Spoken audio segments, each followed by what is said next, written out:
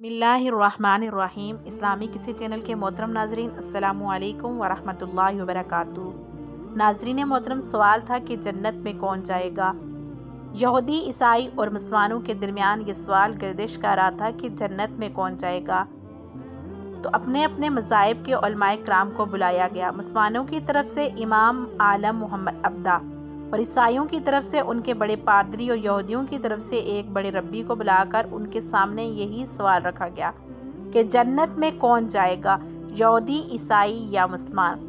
मुसलमानों की तरफ से इमाम मोहम्मद अब्दा ने खड़े होकर नहायत खूबसूरत जवाब अदा फरमाया कि महफिल में बैठे तमाम नाकदीन के साथ ईसाई, पादरी, यहूदी रब्बी अपना सा मुँह लेकर खामोश रह गए।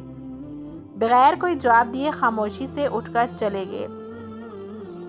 नाज़रीन मोहतरम, उनका जवाब मुख्तसर, जामिया, मक़बूलियत से भरपूर, अदब और एहतराम के साथ, रवादारी की उम्दा मिसाल और हिकमत और दनाई का मरकज़। उनके जवाब ने सारे मुसलमानों के ओंठों पर मुस्कुराहट बिखेर दी और ये बाब हमेशा के लिए बंद हो गया। आपने कहा, अगर यहूदी जन्नत में जाते हैं तो हम भी उनके साथ जन्नत में जाएंगे, क्योंकि हम उनके नबी हज़रत मूसा अलैहिस्सलाम पर भी ईमान रखते हैं।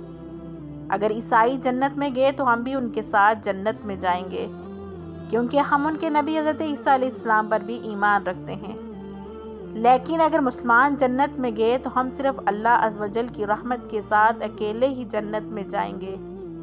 हमारे साथ कोई यहूदी और ईसाई नहीं जाएगा, क्योंकि उन्होंने हमारे नबी हज़रत मोहम्मद सल्लल्लाहु अलैहि वसल्लम को नहीं माना और ना ही उन पर ईमान लाए। नाज़रीन मोहतरम, उनके सवाल के जवाब के बाद तमाम ईसाई, यहूदी अपना सा मुँह लेकर खामोश हो गए और महफिल से उठकर चले गए और ये बाब हमेशा के लिए बंद हो गया।